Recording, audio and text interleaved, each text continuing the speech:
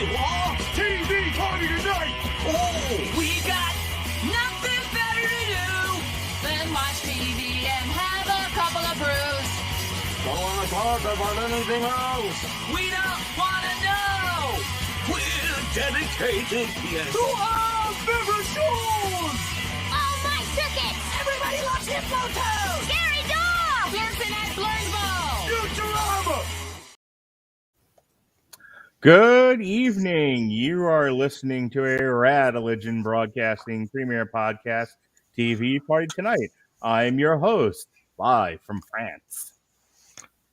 The mandated reporter, and frankly, I'm mortified, Mr. Mark Radulich. And tonight, our favorite show is you, dear listener. No, Y-O-U, capital Y, capital O, big U. The U is talking to me. The U is talking to me. You. Formerly of what was it? Lifetime, and now on Netflix.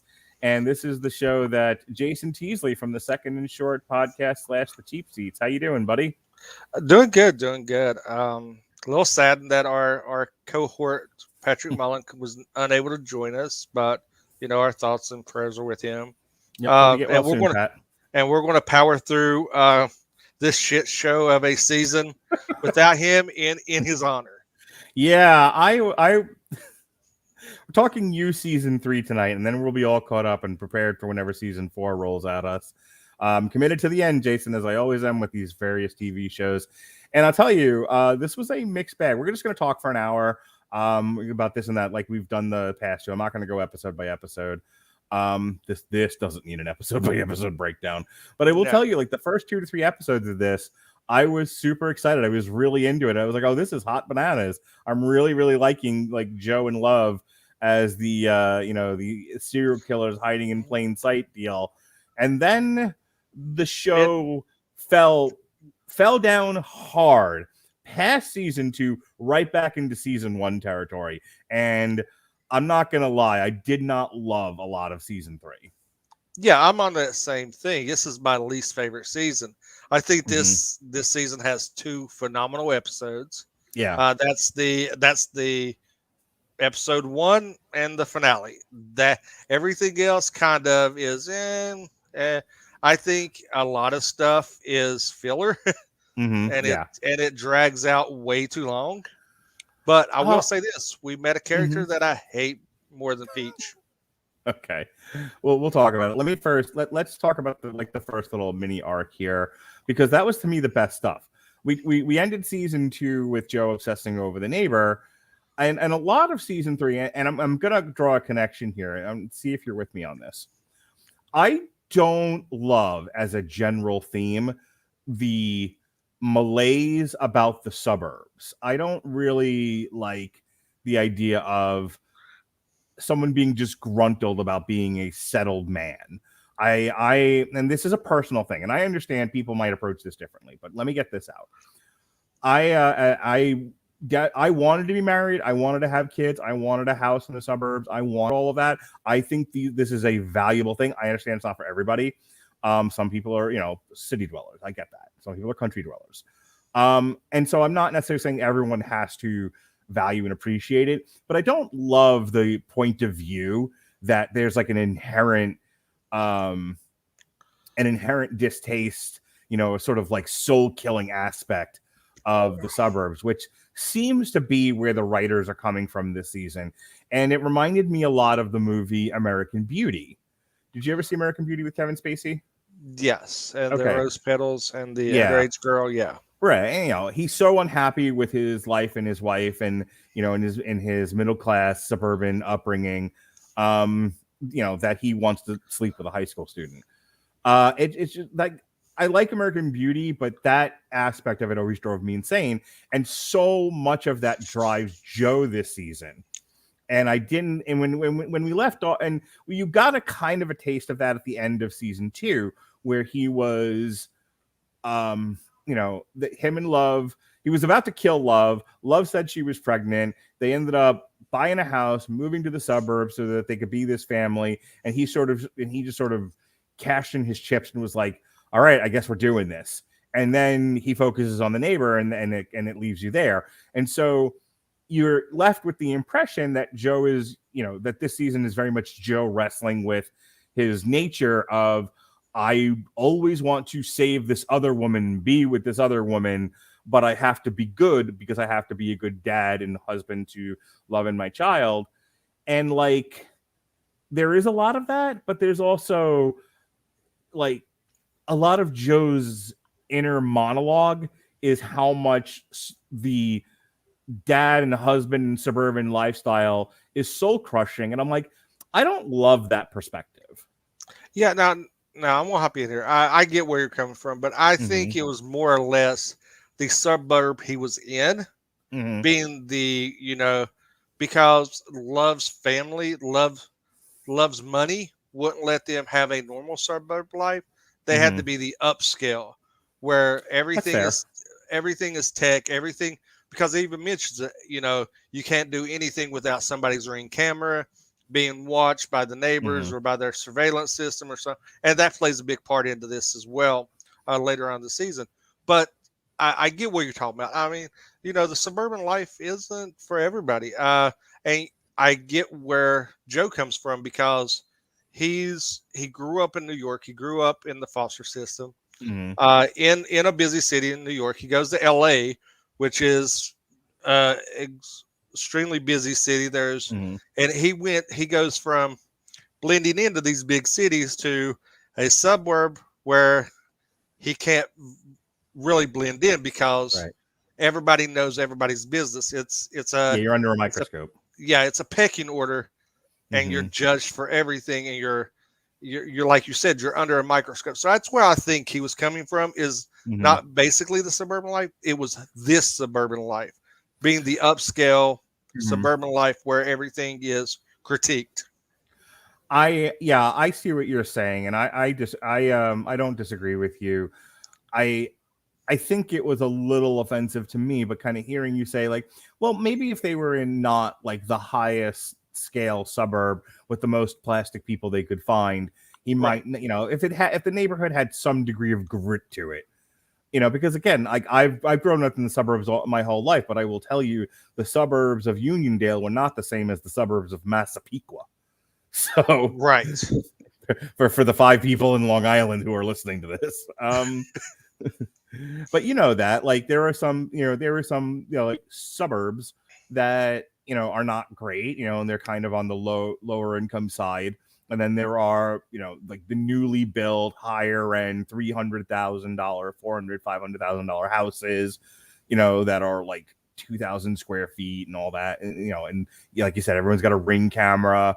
It's a lot of keeping up with the Joneses. We have that here. And like my neighborhood is sort of on the lower end, but where my kids go to school, it's on the higher end. And there is definitely like a disparity there.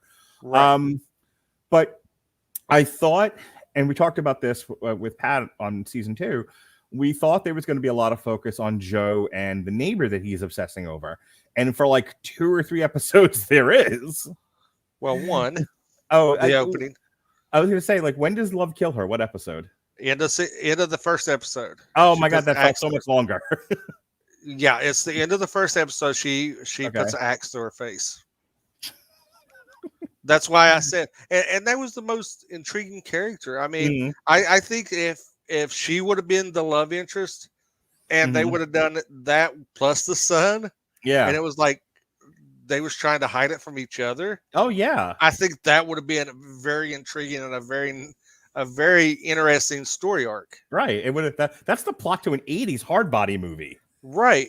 Where me and you like cut our teeth on movies. Right. Like Joe's banging the mom, Love's banging the son, the dad's just wandering around. Like this would have been, and no one can, gosh, oh God, I can't remember what movie it is where someone just announced everyone who's sleeping with each other, come out here right now, or something like that. Yes. I can't remember what movie this is where there's a lot of like sleeping around going behind each other's back, and it's like whatever. It'll hit me in the middle of the night and I'll just yell it out for no apparent reason. I'll wake up to a message. The sexual revolution is over. That's the line. And then eventually I'll figure out what movie that's from. In any case, my point being, like, yeah, like so it's great that Love kills her, because it definitely adds like the show for me works when Love and Joe are trying to cover up murders. Right. But when they're trying to be a family, yeah, and live normal lives, it kind of falls apart for me. Yeah, me too. Like I already don't like Joe as it is, but as you and Pat pointed out, he's like the least worst character of the entire series. And I have to tell you, like, not this season. I don't know if you feel differently. I'll certainly hear your argument if you do, but I didn't like Joe at all this season. Like, I really like. We're gonna jump around a lot, but this whole thing builds towards Love just sort of being done with Joe. Joe can't settle. He is broken on the inside, such to the point that he can't just settle into being a father and husband. He has to keep looking elsewhere for the next conquest. Yeah, the next conquest. And it obviously causes tension with Love. And then there's Love, who's like, no one will love you more than I do because I'm an obsessive weirdo. And she's trying to be everything for Joe, and it's never enough. And so she is under great frustration, as women often are in situations like that. And boy, is that a common thing for women. Feeling like I want to be all the things to you, and they're like, well, you can't be. And then the woman goes nuts and starts seeking solace elsewhere, which is what she does with the son. And so to kind of bring this to a point and let you get back in the argument, I didn't love the fact that for most of the season, it's Love trying to get Joe's attention and Joe going after the librarian, who's the least interesting character in this entire series. God. Like, and so we have a lot to talk about when it gets to the librarian. We can start talking about her now. The librarian help, because I'm going to pose a question when it comes to him that you may not hopefully you can clarify. And just to put a final point on this, the other thing I didn't love about Joe and really made me kind of hate him as a character is, and I responded to this in a very visceral way because I kind of went through it with Jonas. So my daughter, when she was born, was a very happy, very smiley, very like pleasant baby. She, the first one's always the perfect one, right?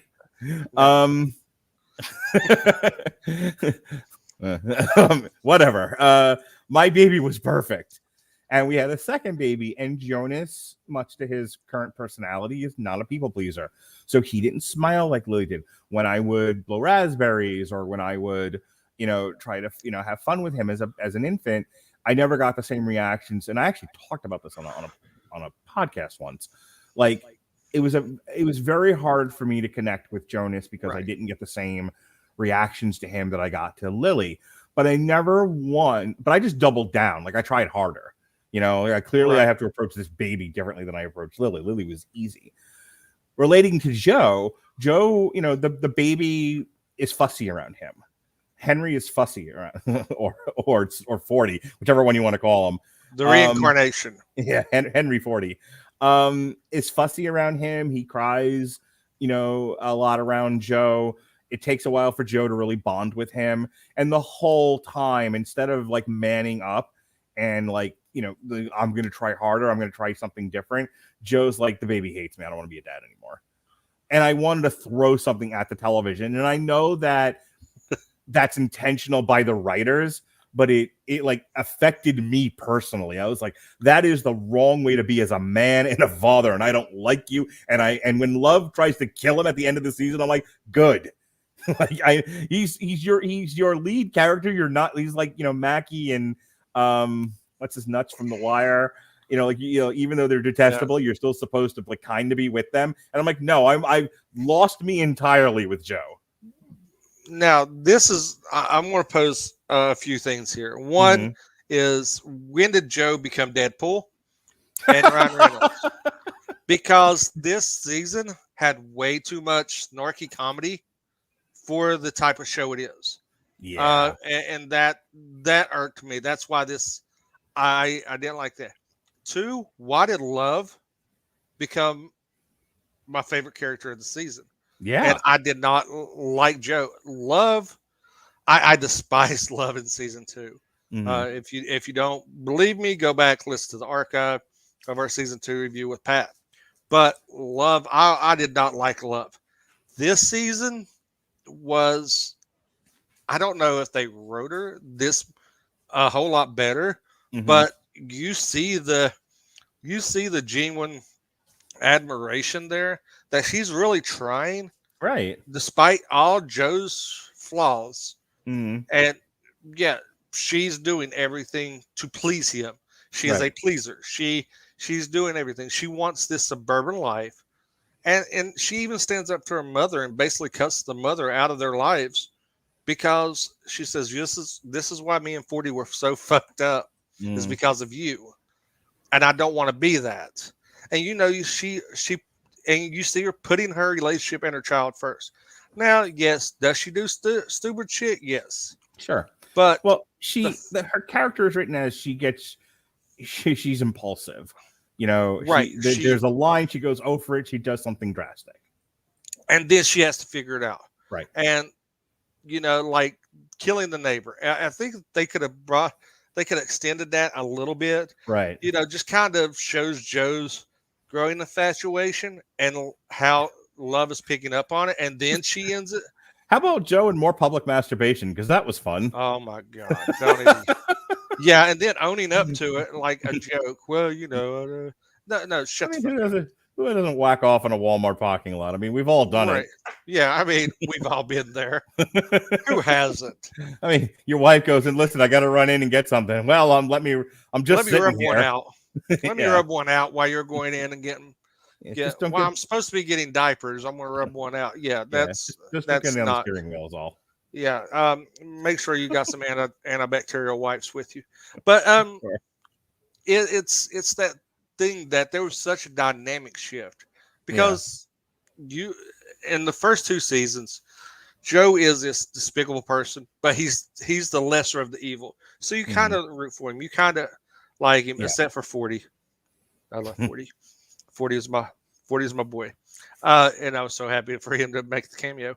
But this season, Love is the one that is like the redeemable one. Like you is like justified for everything that she's doing, except Right. banging the neighbor kid.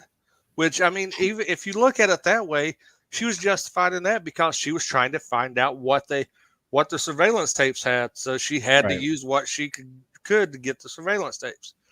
And it was just one of those things that I really liked. And when in closing, I'm going to pose if the ending would have been flipped, if that would have made it a lot better. But yeah, so let's get into some characters. Go shoot, take the ball and run with it, buddy. So Joe is, he's in the suburban lifestyle. He is at the end of season 2. You see him peer through a privacy fence and get a glimpse of a fairly attractive cougar next door that that is trying to get attention because she's not getting it home, which in ladies of that age tend to do. You'll see this in those high-end suburban. Their husbands are gone way. They got to keep the house. They got to keep it up appearance. She's a successful realtor. So Joe goes from this manic psycho murderer to suburban dad and husband. And hey, can I as we quick said, interrupt? Can I quick interrupt you really, really quick? Completely off topic, but on topic. It's the secret of my success, and the quote is, "The sexual revolution is over. Everybody out of bed." Okay. Glad I got that. I would not have been able to sleep tonight. Please continue. Okay. So Joe feels like he is being kind of pigeonholed into this role that doesn't fit who he really is. Like he's being stifled. Where Love is going from this manic, fucked up family life to trying to break that mold with her own family. So we're going to kind of talk about Joe and Love together. So Love in this series is pawning for Joe's attention, affection, the family life she never had. Where Right. Joe is the complete opposite of the spectrum. He never had a family life. He was Joe's trapped. he was in a foster care system that Mhm. and through flashbacks we see was really hard on him, really damaged him. And and it goes into the thing with the nurse Mhm. that that was not really needed. But his effect, it shows the beginnings with he starts showing affection toward females when he develops this thing for the nurse that magically she gets killed by her boyfriend or something. And that's how he thinks that women should be treated, because he's seen that in this group home environment where love is, like I said, the other end of the spectrum. She knows nothing but toxicity in a home life. Her Mhm. mother's a raging alcoholic that is more concerned about her status quo than her children's upbringing. That touches on, and it has a little bit of callbacks to season 2 with how 40 got fucked up because of what love did to the babysitter. Right. And you just see this. It's two opposite ends trying. It's like a magnet trying to force them together, and they're just repelling each other. But they're in the back of Joe's mind. I've got to do it for the kid. In the back of Love's mind, I got to do it for my family.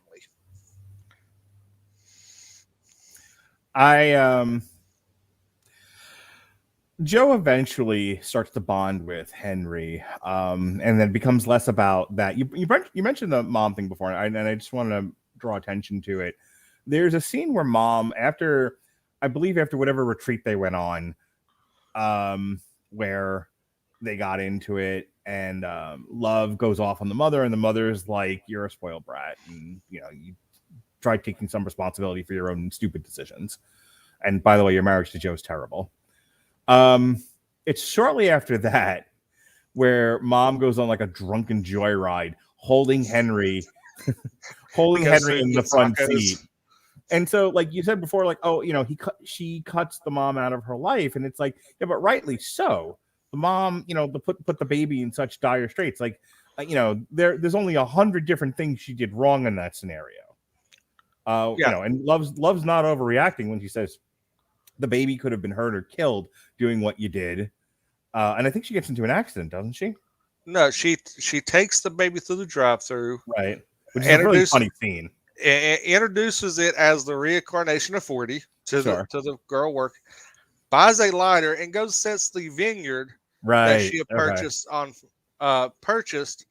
that somehow the ex-husband got in the settlement. Right. Rule number 1, if you're going to commit arson, don't bring a baby.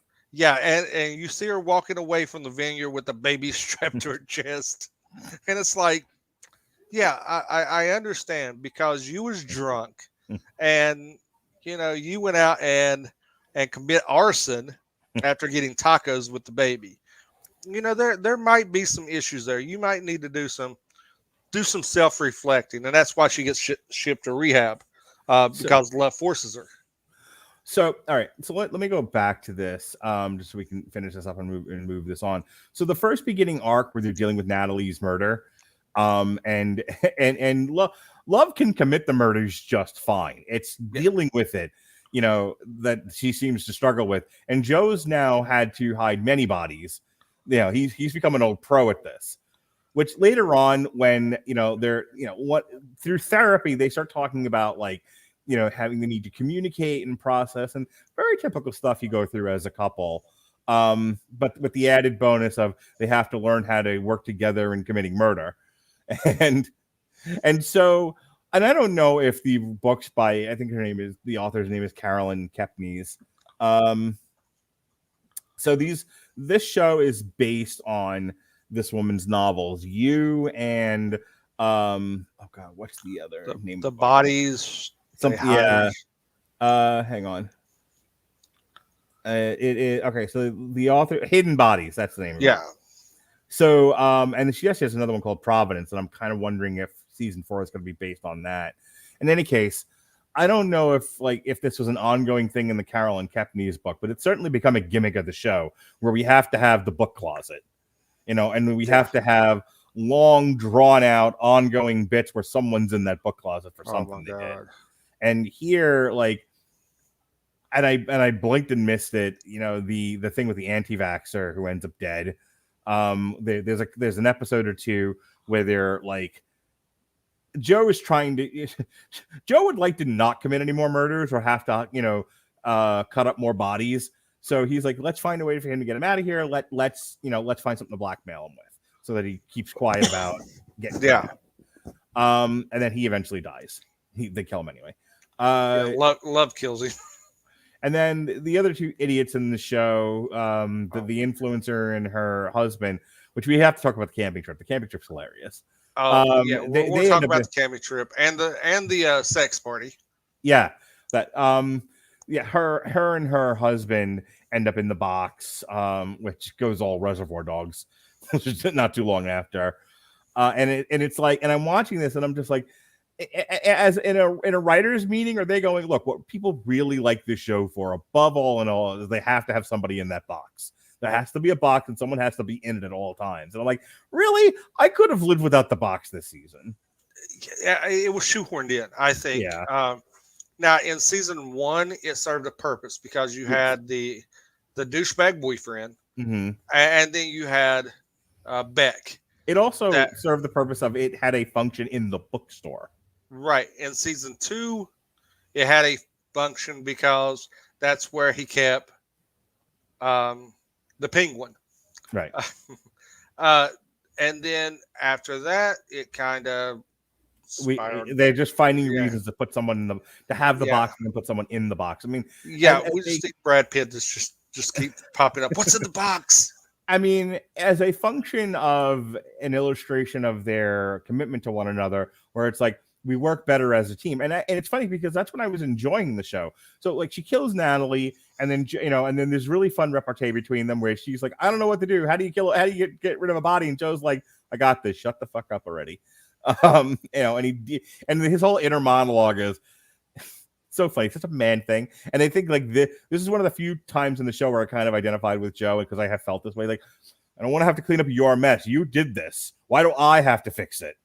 It's such a lot about me. But I was kind of with Joe then. It was just like, please don't do things and not think about the consequences of it. And so Joe has to now deal with Natalie's murder. But it's so funny because Joe's whole reaction to it is partially like, why do I have to clean up your stupid mess? Be responsible, be a responsible murderer. And part of it is like, you took my toy away and broke it. Like, he is very upset that she killed Natalie, and it's not because I'm upset that she committed murder. He's less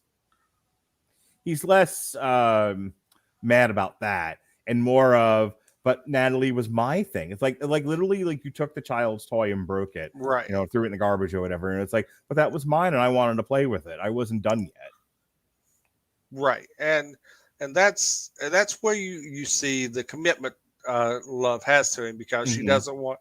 Because and there's something, in the that she says during the sex party scene is she's like, she calls him out on something. She's like, "Who are you thinking of? I know you. I know your habits. I know that look." And he's trying to cover it up, and she just calls him on his bullshit, and she goes off on him and screaming that she murdered Natalie, and chaos ensues after that. But you see this, and it's like he was more.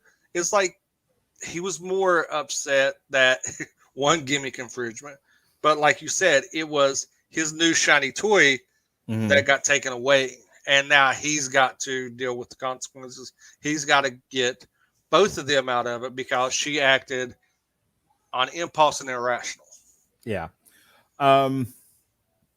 The other thing about Joe, and then we got to talk about the other characters. We keep starting to hint that we're going in that direction, and then we go back to Joe and Love again.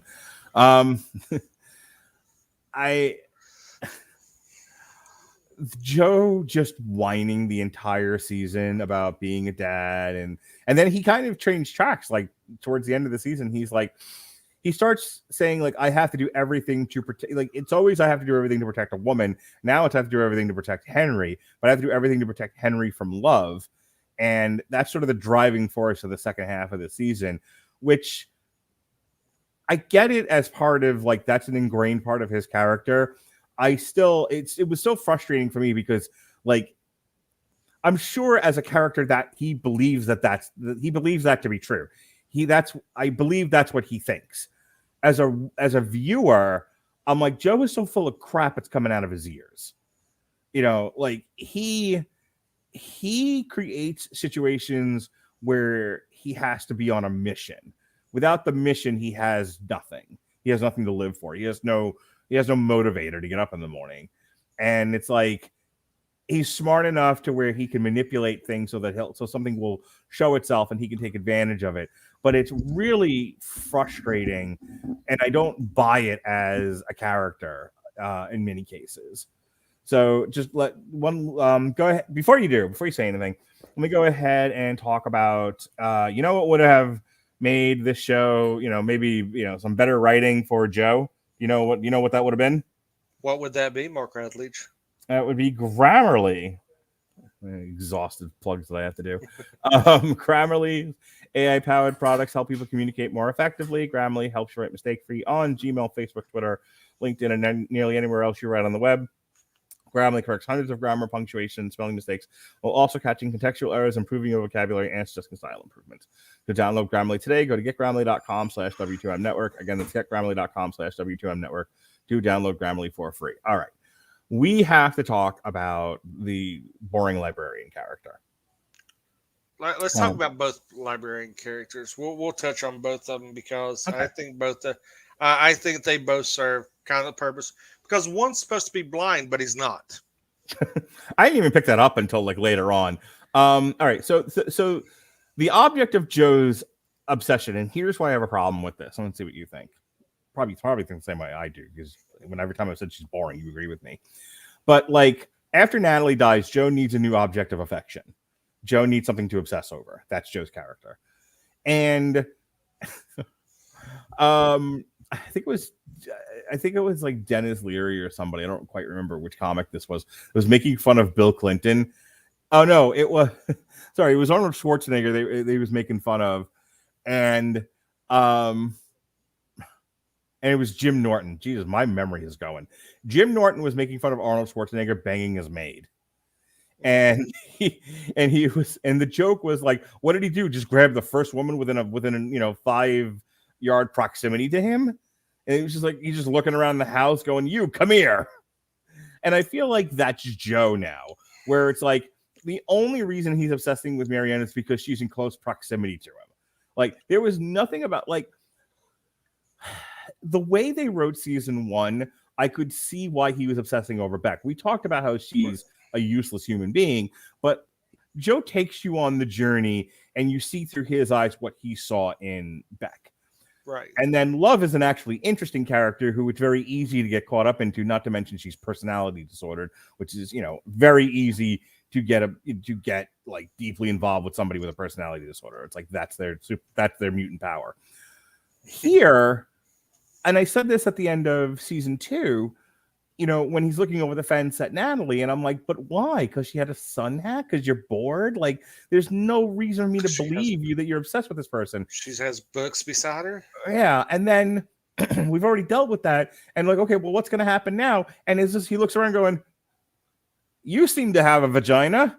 I'll obsess over you now. And like, that is her whole, like, I don't want to say that's her whole character. I mean, they tried with her.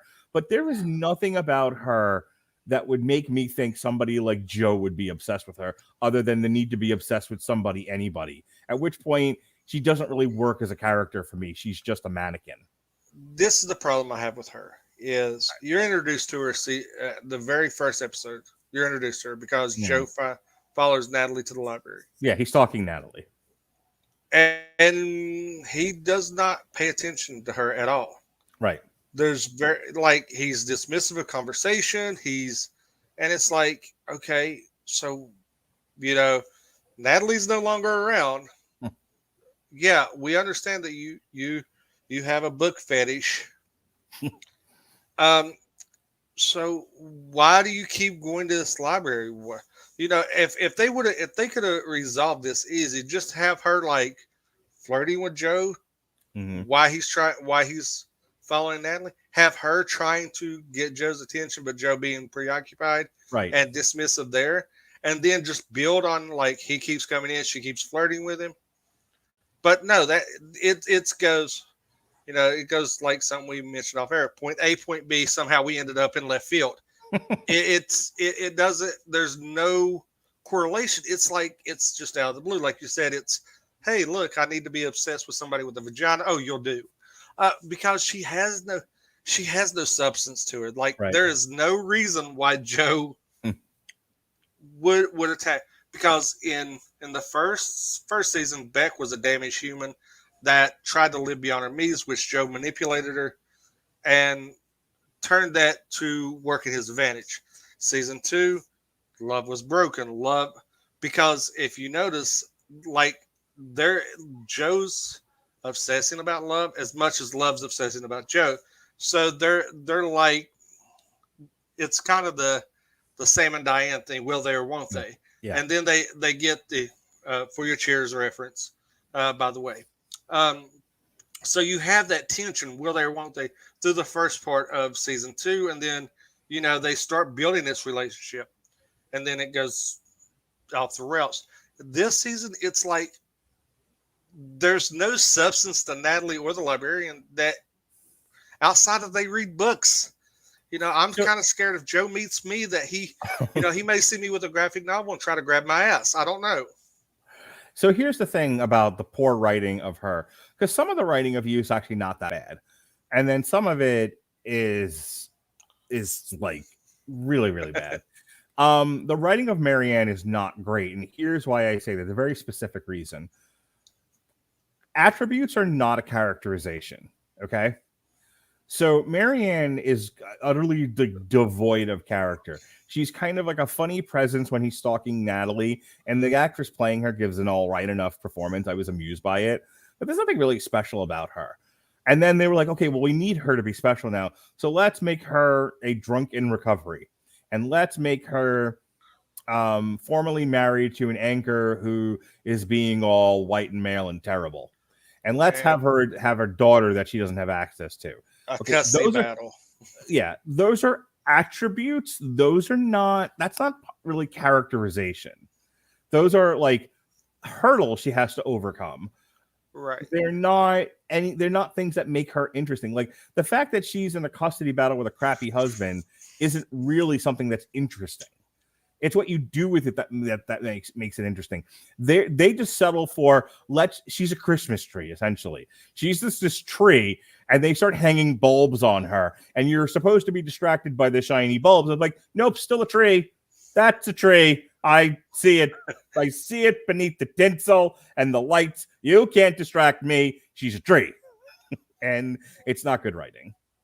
Yeah, and like I said, she's very, very one-dimensional. Yeah, and like you know, you could have made her into something. Like I said, if she would have, you could have spent that little lull in the middle of her flirting with Joe, and then all of a sudden, like you know, as Joe comes in the library more, you know, her having her, you know, kind of vent to him about stuff and be like, oh, I'm sorry. You know, and just let Joe see like openings and then just grow it from there. But it's like such a quick leap to his interest. It's like, what would have been great is if he would have become infatuated with the influencer. Yeah, like we got to start talking about that because she's like the best. She's the new Peach. She's the best terrible character on the show.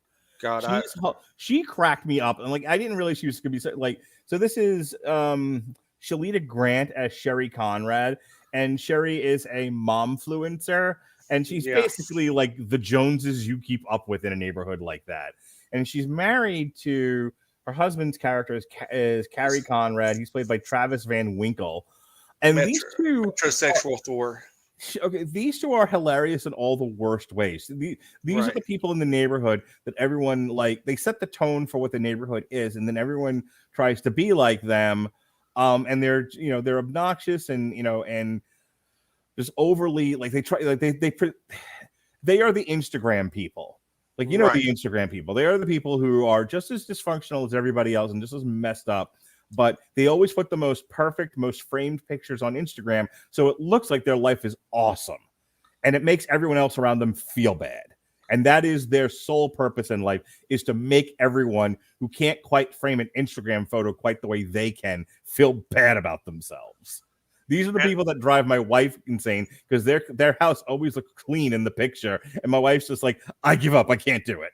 Yeah, nobody lives there. How can somebody live there? Look at this. And a good example of how she is I think it's episode 2, might be episode 2 or 3, is when Love goes to the yoga session, and like it's so all these backhanded comments, and she just looks at him and goes, "Okay, are you just calling me fat?"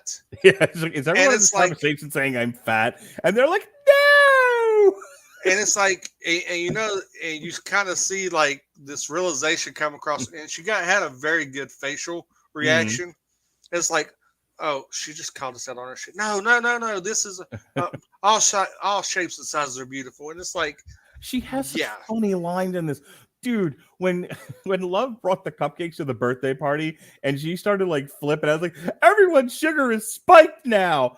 I was dying, like, you're horrible, but I was dying laughing. Right. The best part of it was the back half of the season, almost towards the end. This is right before they go in the box. This is where the show goes into the finale arc. Was this moment here. And so they killed the anti-vaxxer. There's something else that they did that they're covering up. I don't remember what. There's the anti-vaxxer, and then I think that's the. Yeah, and maybe that was it. But they shouted out in the house. Well, no, they. Oh yeah, that's what it is. Is Love has hooked up with the neighbor kid, is having this affair with the neighbor kid, and they're trying to masquerade. Joe's trying to use this sex party because she approaches Love at the fundraiser and was like, we want to take, and then reveals this whole dark side of group sex to Love. Yeah, hang on, I gotta tell you, I gotta talk to you about that really quick. So I happen to know a lot of like polyamorous people, and they talk about it very openly on Facebook. And it's fine if that it doesn't work for my wife and I, but we are two people, and the rest of the world can be polyamorous, and I think it's live and let live. I don't really take a moral stance on it. I just know personally it doesn't really work for me or Melissa. But I find when people talk about it, they talk about it in almost like a cultish, like religious way. You know, like you know somebody who like found Jesus, and they're and they're like, well, why haven't you found Jesus? It worked really well for me, and they want to tell you how great Jesus is, and it's like, how about you just be with Jesus and I'll keep being Jewish? It's fine.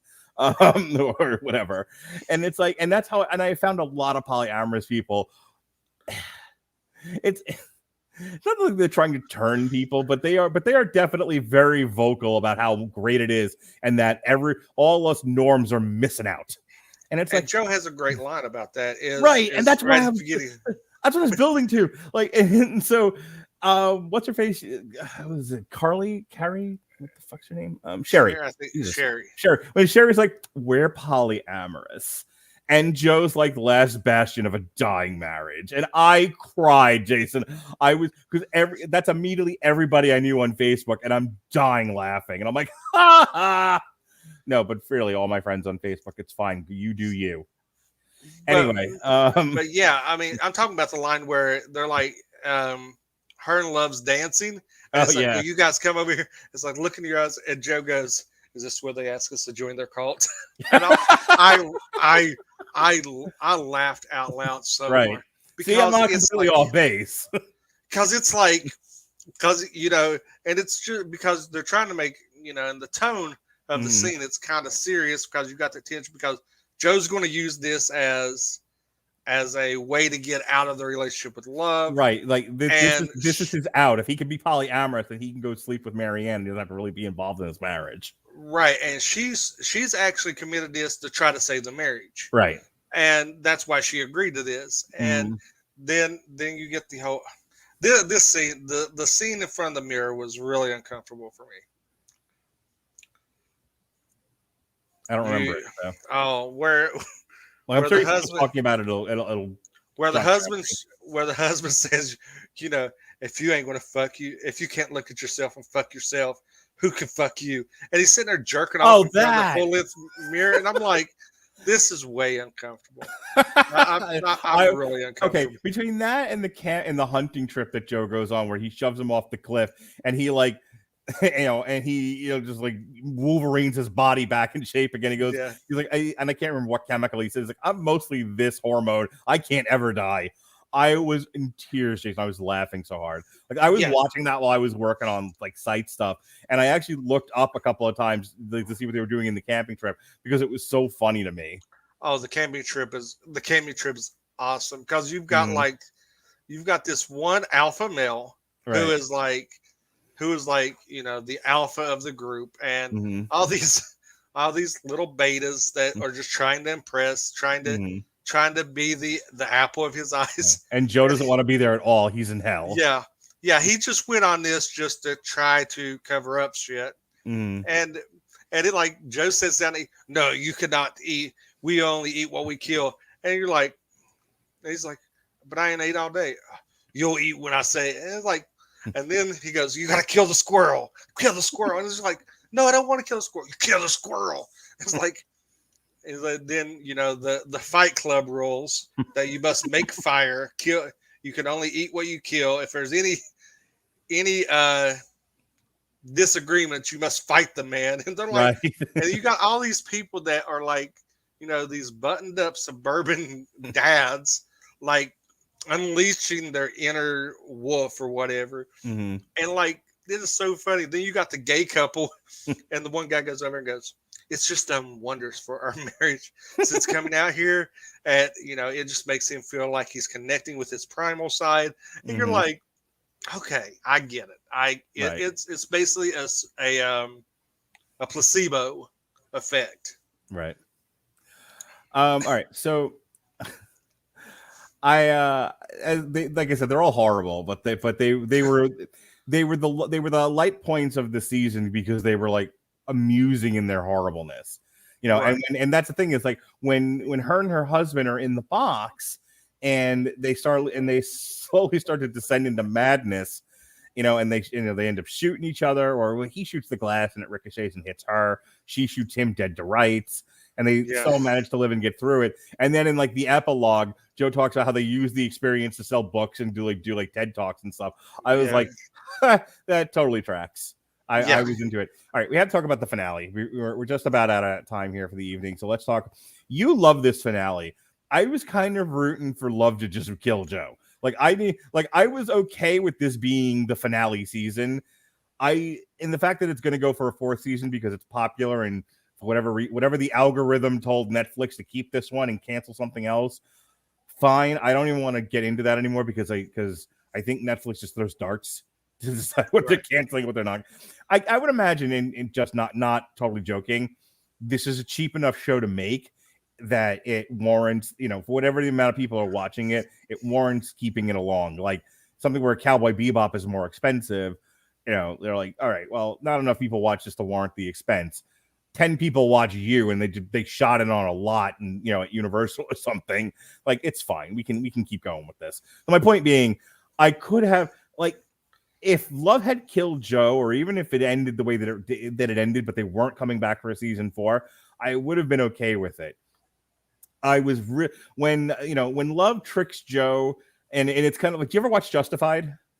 Oh yes, I love Justified. It was it was in the cup moment when she tells him how she poisoned him, and he was realizing that like it was through the skin, and he I got that, like, it was in the cup from Justified, and I was like, oh shit, and I had a visceral reaction, kind of like you were talking about, like, oh my god, like she got him, like she finally, Joe finally got out thunk, and he's down. And here's the thing, and I'm gonna say this, and then I'm gonna shut up and let you talk. You are supposed to, as a viewer, be scared for Joe in that moment when Joe is paralyzed and lying on the floor, and Love is doing all kinds of things, while his body is prone and he can't stop her. Not the least of which was she was going to kill Marianne. She ends up not doing it because the kid's there and she's not a complete psycho. Right. So in the end, she ends up telling Marianne all their business and tells Marianne to like go. And you as a viewer, because Joe is technically the hero character of this picture, you're supposed to feel bad for Joe. Can I tell you how I didn't feel bad for him at all? And when Love went to slit his throat, I was with Love all the way. Like, Love is supposed to be the villain, but the show is written so badly, and Joe is written as like a horrible character, that I was like, no. After everything you've been through this season, Love, I'm with you. I'm on your side. Kill Joe. And it is not to be, because Joe is the lead in this thing and he can't die. So Joe turns the tables on her. He kicks out. He hits her with the syringe. Then he makes it seem like they both died in the house in the fire. He chops off his toes, which was pretty gruesome. And then he goes to look for Marianne in Paris. Yeah, like you do. But this is what I was going to say. Mhm. The reason why I like this finale is because I was waiting for Brad Pitt, Matt Damon, George Clooney to show up, because it was such an Ocean's 11 ending, because you had all these things that had to fall into place, and you see how the heist was pulled off. Mm-hmm. That's what I said I liked about this. The little Asian man that jumps into a fridge. Yeah, that's that's the thing. But one of the things I liked about it is the extent Joe went to hide that he died. Sure. What I would have loved to seen happen is Love killed Joe, her second husband that died, and her start off somewhere else, and we continue the narrative through Love. Yeah, rather than Joe. I would have totally loved season 4 to be focused on just solely Love. Right, and I think that would have been a great thing. But and the fact that he goes to Paris, that's a tremendous leap. I'm going to pitch you an idea. Love kills Joe, but she's terrible at hiding murders, so she gets caught for it. She gets arrested. She gets convicted. She said she gets sent to prison. The prison she goes to is in upstate New York, and we have an Orange is the New Black. Yes, we have a nighttime. Yes, we have a nighttime telly-connected universe. Right, I'm in. Yeah, take my money. Yep. We can, and then her lawyer is from Boston Legal, because it's the first sports show I can remember. No, we'll make a lawyer, Marky Post, so we can throw Night Court in. Yeah, sure. Right. So we get a Night Court crossover, because that would work. This is how you get to $600 million domestic. Right. But anyway, I would have loved this, and just to touch on some things that season 4 is going to happen. That's rumored currently is a return of a character from season 2. Is the teenage girl is supposed to pop back up in season 4 and be the antagonist of Joe. Joe's neighbor. Yeah, the girl that he's sending money to. Right. She's supposed to pop back up. There's rumors that she's supposed to pop up in season 4 and be and basically track Joe through the wires that he's sending the money to, and is going to be one of the antagonists because she's of age now. Yeah. So that's something that they've talked about. Now, like I said, I would have loved having the narrative go through Love, because she is a fucking basket case, but it's justified this season. And like, we could have done like a kind of a Dexter crossover where like 40 is her dark passenger, like guiding her, trying to keep her sane, and like she's having these conversations. Bring 40 back in. Can we please talk about when she's drunk? In the bathtub. Talking to 40 in the bathtub.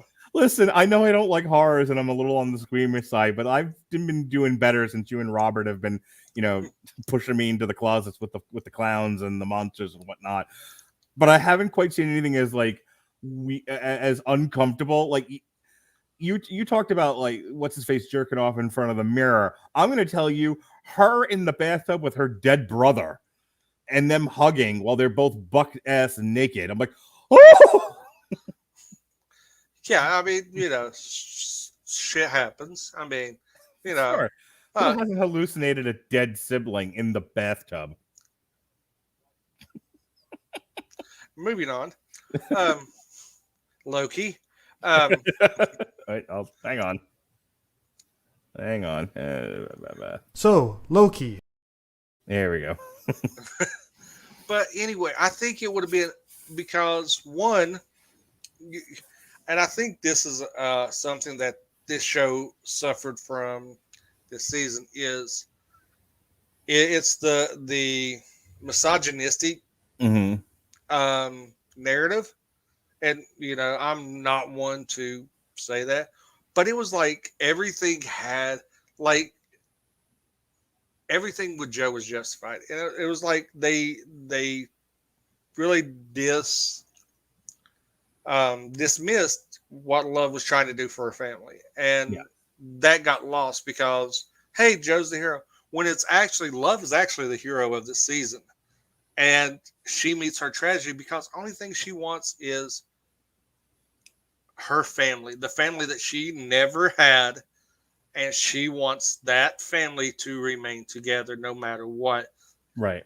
And I think that got lost, and I would love to see if it would have went a different direction with her being the quote unquote soul survivor and still living in the same city and running the bakery with just like he did with the bookstore. So it just kind of shift that narrative to her and have like somebody that's, just basically you could have rehashed season 2's, have somebody coming into the bakery that's, that she becomes infatuated with. Mm-hmm. And though she's trying to let go of Joe, but she's then she latches onto this new person. And I think that would have been really good. I agree with you. Last thing I'm going to bring up, and then we're done. Well, you get the last word, but this last thing I'm going to bring up. So Joe's whole thing at the end of the show is, I have to save Henry from his crazy mother. His crazy mother's no good for him. That's how I ended up being as messed up as I was. My mom was crazy. There's the parallel. I'm kind of fine with that. Joe, and you think that it's just going to be Joe on the run with the baby, which I think would have been interesting.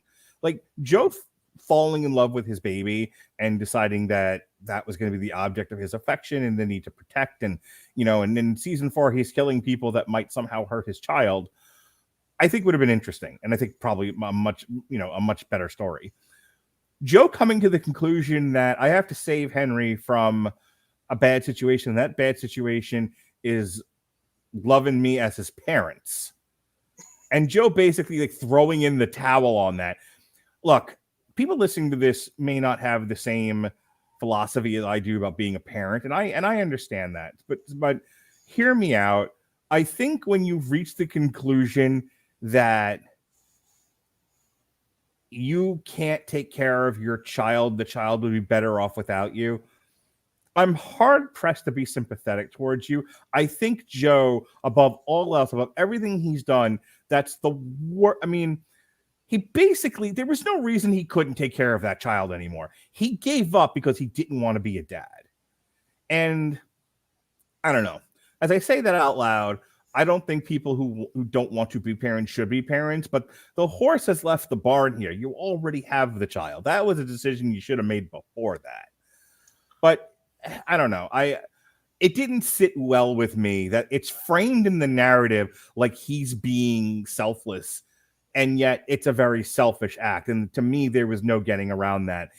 No matter what all else Joe did in the 3 seasons, the worst thing he did was give up his child and act like it's an act of selflessness. I really hated that about him. And so when he shows up in Paris looking for Marianne, I was kind of hoping the Eiffel Tower would fall on him and the Hulk would be seen walking away. Your last words on this show, sir. Yeah, I mean, I fully agree.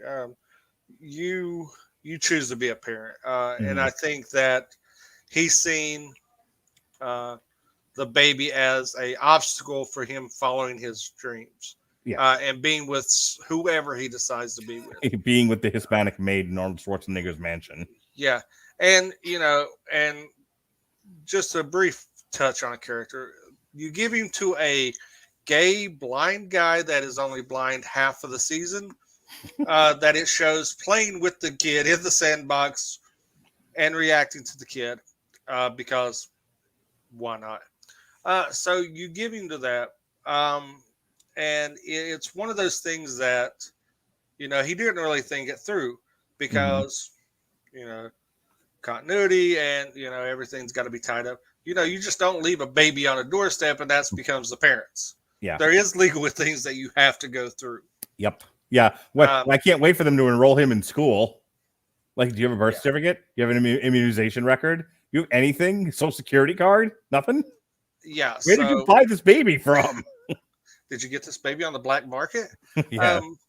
But yeah, and I felt like a lot of things at the end were really shoehorn and forced, like the whole getting rid of the baby, and him going to Paris, just because it was something that was mentioned in an offhand conversation earlier in the season that she wished she could take her kid to Paris. How does he? There's no reason why he would know exactly.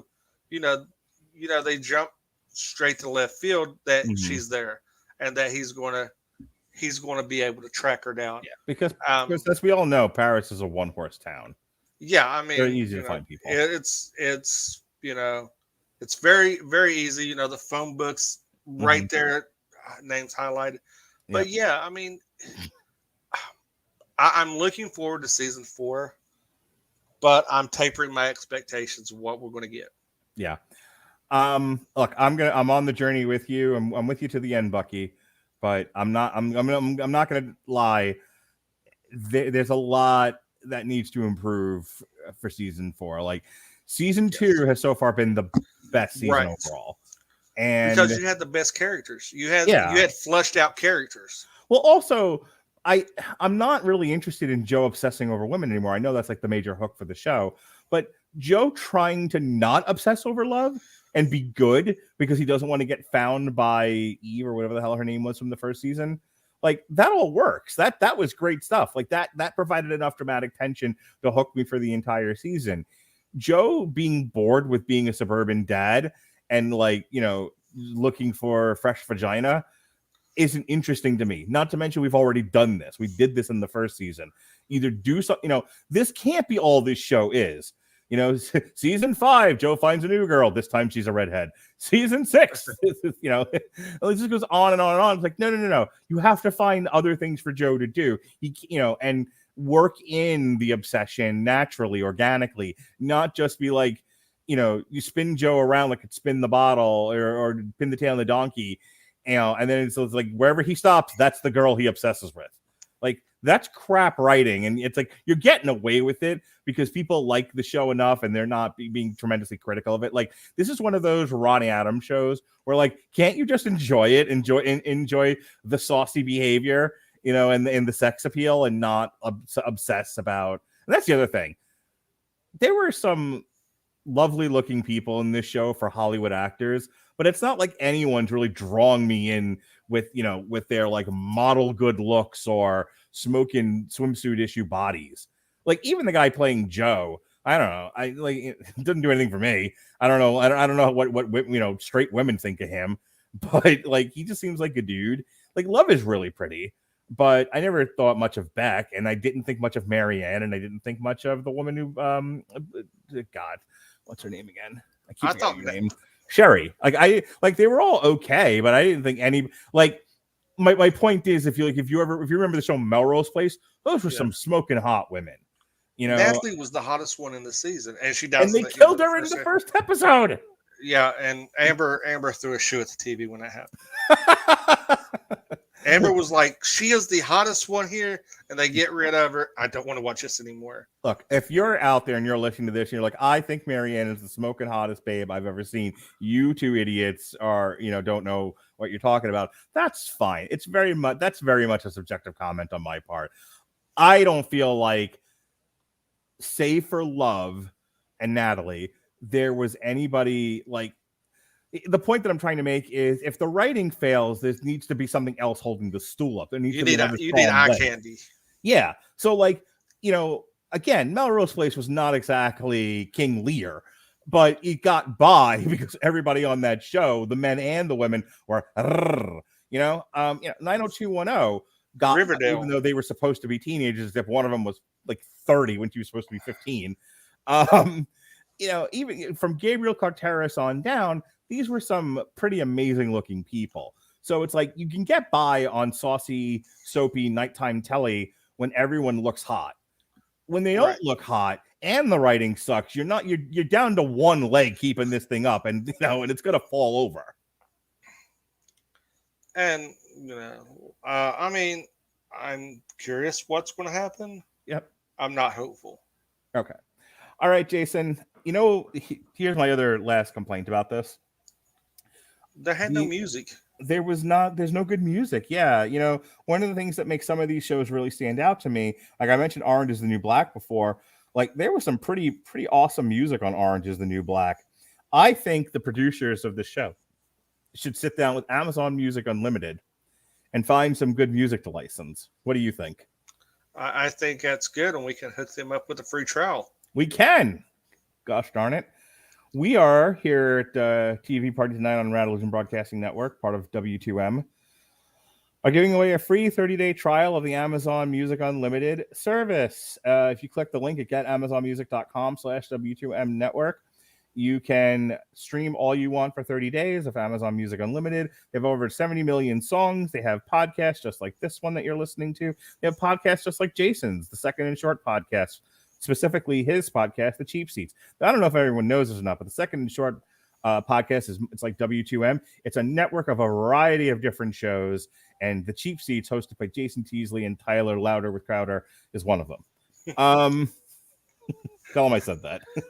That's his new name, by the way. He's Tyler Louder with Crowder.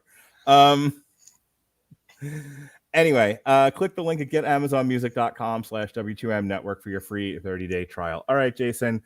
That's all for me. Thanks. I'm driving. Let's see. When are you back on again?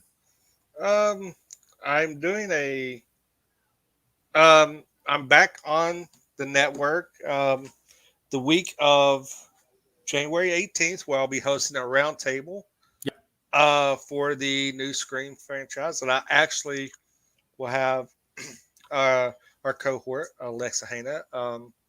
My wife is actually joining a podcast with us. And a few others going to be able to hop on. We're going to be talking a different take from the horror genre than you and Robert, as we do a Scream roundtable. And then looks like the 21st, I'm going to be joining you for a show called Dummy. Yes, with Jesse. I have yet to look into it. I did tell you about the show. This originally premiered on Quibi, and Quibi was supposed to be like 9 to 10 minute episodes of a television show, and it was bite sized so that you could watch it while you were traveling on a subway or on a break at work. 10-minute episodes of television shows. Quibi is no longer with us. That got absorbed by Roku, and specifically Dummy is Anna Kendrick palling around with a sex doll. This is the greatest thing I've ever heard of. Thank you, Whitney Seibold, for telling me about it. He wasn't telling me specifically. He did a whole podcast on it. Like, I have been obsessed with this show and have been finding a reason to watch it and review it. So every Thursday night is date night in the house. It's our couch date night with me and my wife. This is why we don't record till 10 o'clock. And we started with like documentaries like Dark Side of the Ring and all of that. We're moving on to movies, and I'm making her watch Dummy with me, and then I'm making you and Jesse start to talk about it because I, Mark Radulich, have to talk about Anna Kendrick palling around with a sex doll. This sounds phenomenal. Better than the movie of the lady that has sex with a car that we have yet to schedule. No. So yeah, that's the. I'm back. Well, I guess you could say I'm back on the network on your shows. Yep. That week, and look for our new partnership with the Radulich and Broadcasting Network and the Segment Short podcast. Bringing fantasy football needs. I was gracious enough for Mark to let us cross promote, and I'm very thankful because if you guys do not know, Sir Mark Radulich is where I actually got into podcasting. and started the Cheap Seats many years ago.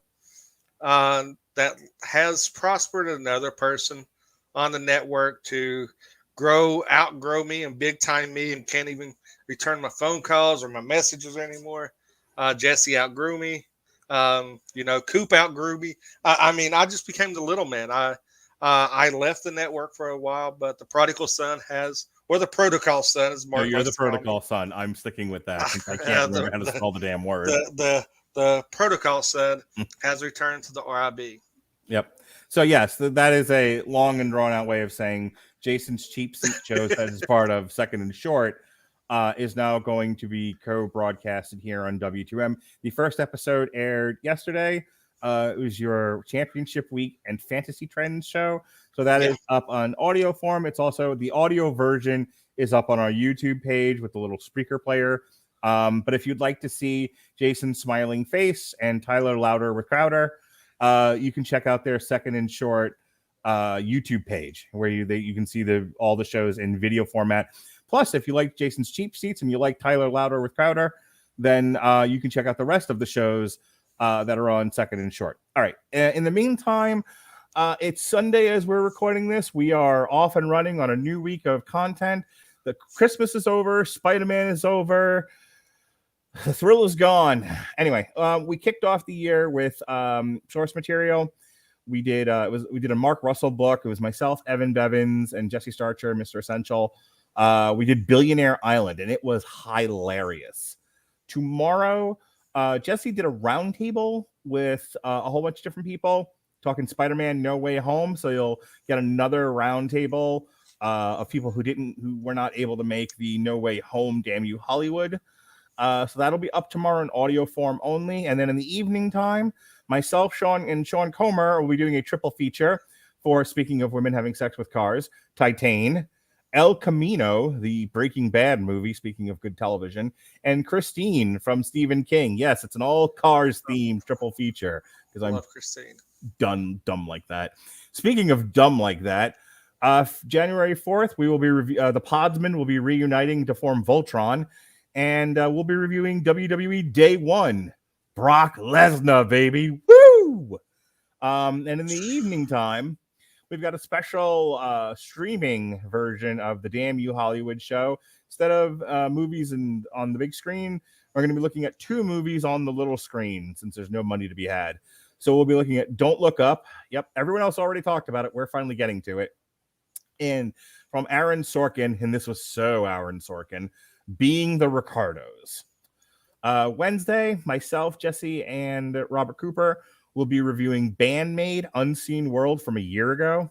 But I just now learned about it about a week or two. Jesse will have an Unspoken Issues, the first arc of the Carnage book, allegedly. And then Thursday, I will be doing another triple feature, this time with Evan Bevins and Ronnie Adams. We're doing Nicolas Cage's Prisoners of Ghostland, one of the 500 movies he released last year. Chloe Grace Moretz, Shadow in the Clouds, and Out of Death, starring Bruce Willis.